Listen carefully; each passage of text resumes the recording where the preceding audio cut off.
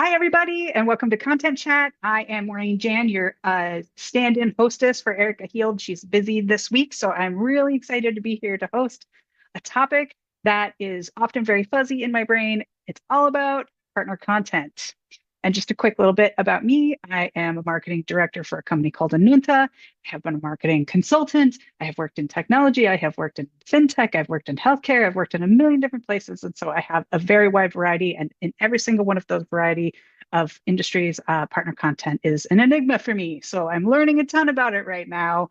And I don't think I'm alone, to be honest. I think oftentimes marketers are left to sort of fend for themselves, and that partner content is really something rarely we get trained for.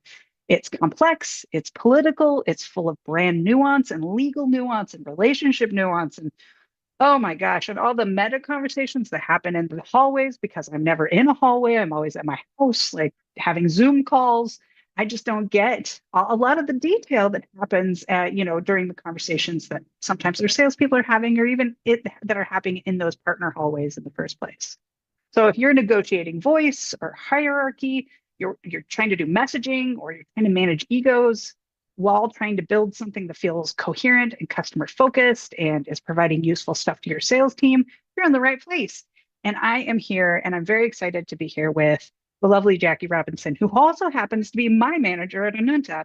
What I love about this may seem like nepotism, but it's actually not because she comes from sales and I come from marketing. And so we always have these really lively conversations about those two different perspectives. And she's got history and partner, and I thought she'd be perfect to have a chat about that today.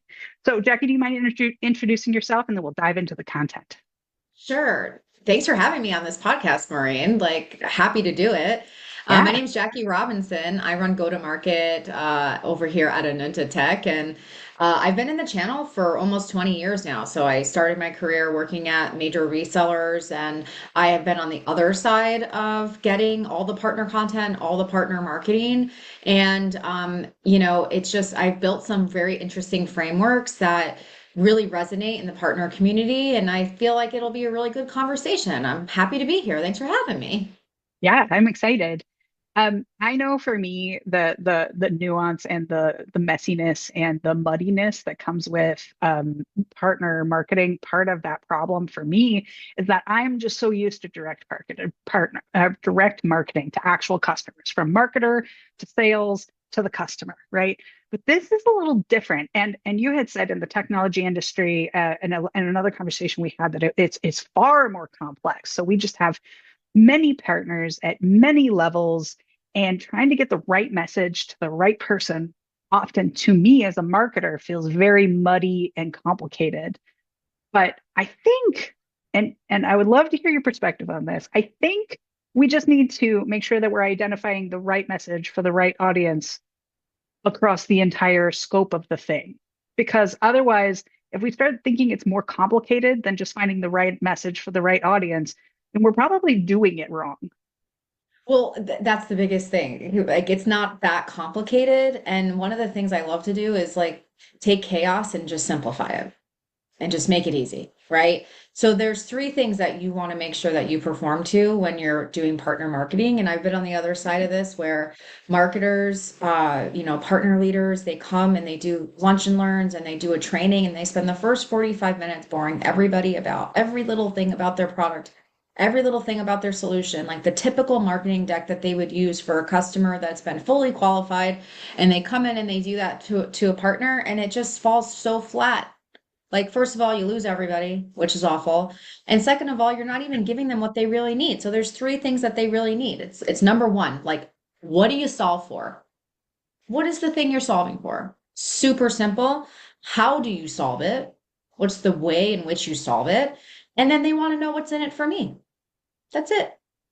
So this Very is simple.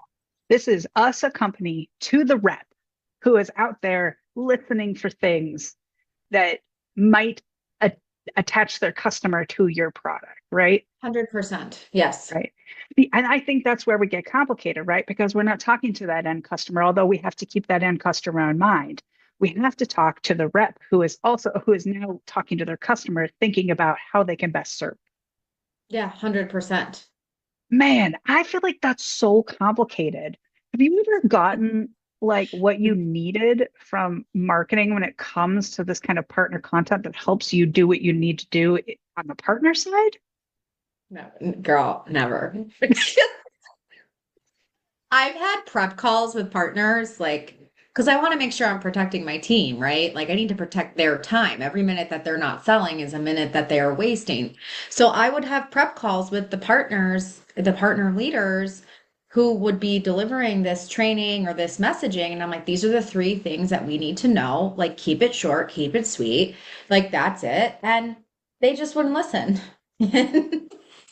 And I never got what I needed. So that's actually part of the reason why I'm running go-to-market here at Anunta is because as a seller, I never got what I needed from marketing. I always had to build whatever it is I needed as an actual seller.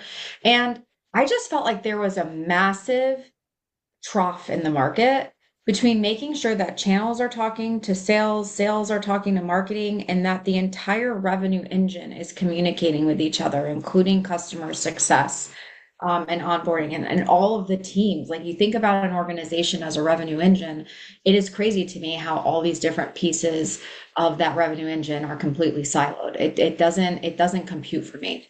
And so I never got what I needed from marketing. I always had to build my own thing.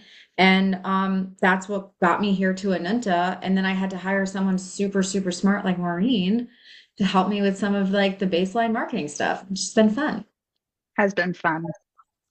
I think that actually is a good segue into, well, I actually, before I move on, so you never got what you needed from the marketing team for the selling you were doing as a rep, is that right?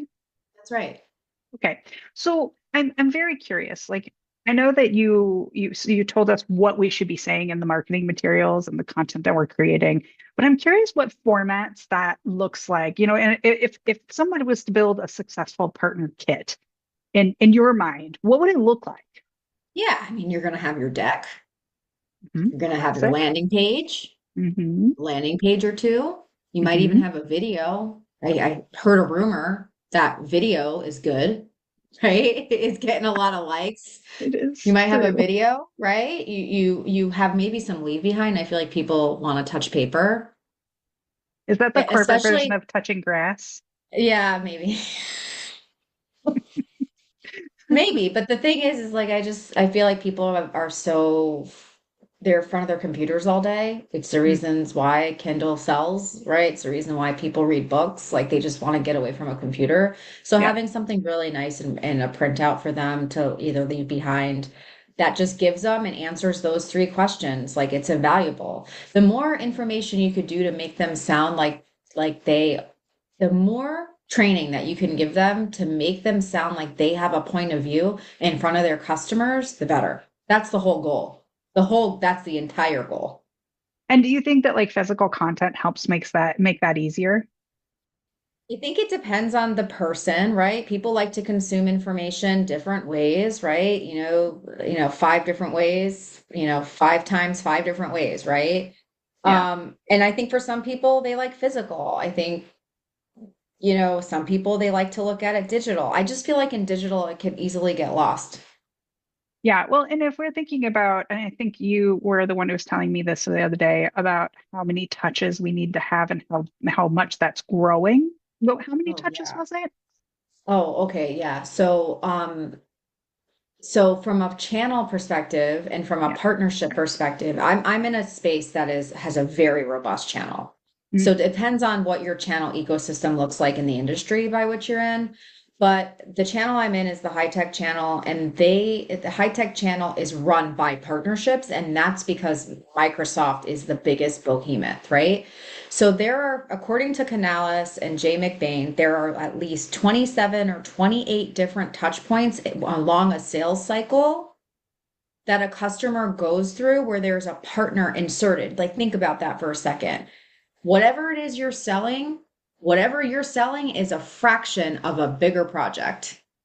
right. So it's Right. imperative for you to understand, the sales team to understand, the marketing team to understand, and the partner team to understand all the different partners that plug into your product or your service so you can influence them to develop your sphere of influence to drive opportunities to you.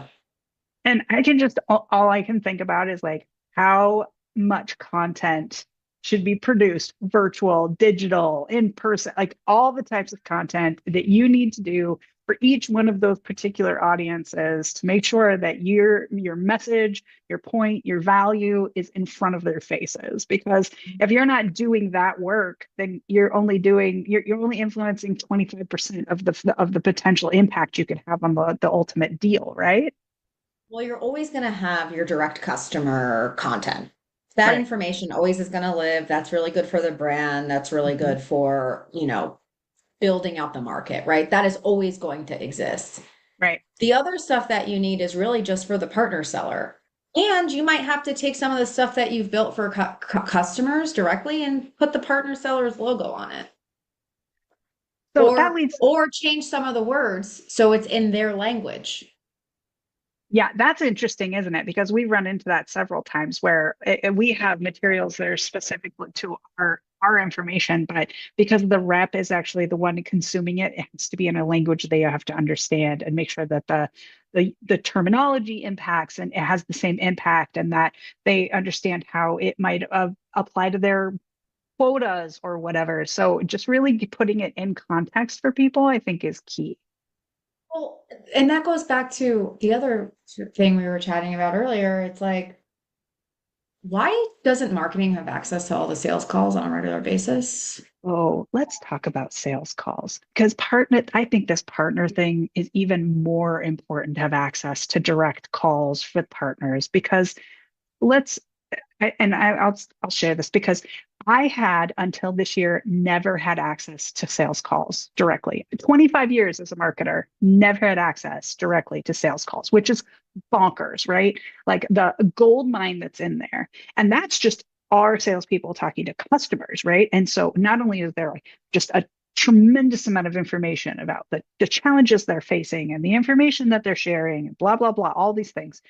Then you layer on this additional complexity of our salespeople are talking to another company's rep and trying to understand what their challenges are and how their customer challenges impact the way they make decisions and what we need to provide to them on that level is, I think, not a nice to have anymore. It's a necessity, right? Because if you don't have the nuance and the influence and the understanding about what is really occurring in the actual literal language, then you end up with ad hoc requests for content, which don't actually solve for the real problem.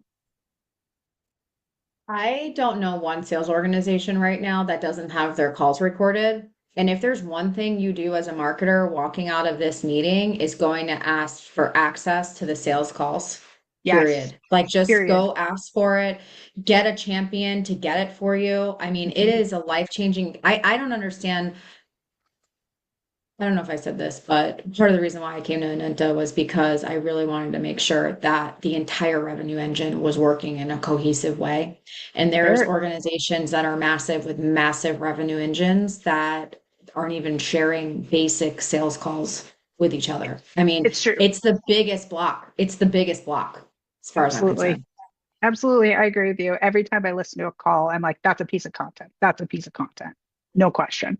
But and I think to the point with the partner part of this, like we need that level of detail. We need to understand it. We had an incident recently where somebody was asking for something with and we just didn't have a ton of context. They had a bunch of information and they were very thorough. But I remember you telling me that oh wait, we need to pivot last minute, right? Yeah, totally. Yeah, so we got a request that came in from a seller that they needed, some type of content and like, all right, what do you need? We went through the whole thing, had a meeting, Maureen had a meeting with them. And then one day I was listening to the sales calls and I'm like, oh my gosh, we're building the wrong thing. Because think about it, right? Look, I am trying to cut through all the noise in the call as an executive to figure out exactly what they need, right? The seller's perspective is they tend to hear all of the noise and they have a harder time just based on their level cutting through the noise on what it is that they're actually needing. And so the fact that I had enough wherewithal to say, let me just listen to this call and make sure we're building the right thing, and to find out that we actually were a little bit off track. It wasn't a lot, but a little bit No. off track. Yeah. Like that's huge. And that is the difference between good partner marketing and bad partner marketing. I think that's a really good point because and regardless of your partner marketing or not partner marketing, if you're answering the wrong question, then you're Or not one that getting them doesn't what they exist, need. or a question that doesn't exist. Right, right. And then you're just Yeah, answering questions that nobody cares about. What a waste of time and exactly. energy. Exactly. That's exactly Yeah. it. So, So let's say your organization decides to pivot towards partnership as like a primary lead driver or revenue mm, driver. Do you still do direct brand stuff, like direct oh, marketing? Do you still do case studies? Do you still do blog articles? Like, do you still like what should that split look like? well, one of so whoever influences you getting into the end customer, at some point that end customer is going to look at your website too. That partner is going to look at your website too. So really the messaging and everything really needs to be cohesive in my mind. But if you're going to like a full partner led model and you are diving completely in with partners, from a marketing perspective, there's a lot that changes there. But that core brand stuff, as well as that, that engagement from your website and your content, like that still needs to be there. That'll always need to be there. You're just pivoting the other 65% of the job into the partners. Yep. And remembering that you're you have training materials for the rep. Make sure that they understand the three, that you're delivering the three important things that you had talked about earlier. And then creating materials that they can give to the end customer that are co-branded in a way that speaks the language of your offering through the mouth of the organization that is Mhm. is is handing off that piece of material, right? So Yeah. is there any pitfalls that we need to look out for in that particular like bucket of content when it comes to the end customer? I think that your end customer content is probably going to stay very similar. Like you may decide with your partner to do some co-branded material. And like that's totally fair, right? Some co-branded material using the language that that partner actually has. I think that's a big one. Yeah. I think where a lot of people walking into the partner community, where they struggle is they just because it feels like a lot because it's new, they don't understand it, right? Yeah. They can make it a lot bigger than what it is. But in reality, that three question framework is really the nuts and bolts of what we're trying to accomplish. And if you can go so far as to the point of the recorded calls, like marketing needs to be involved in some way, shape, or form, even if it's listening to the calls with the partnership leadership team between the two companies.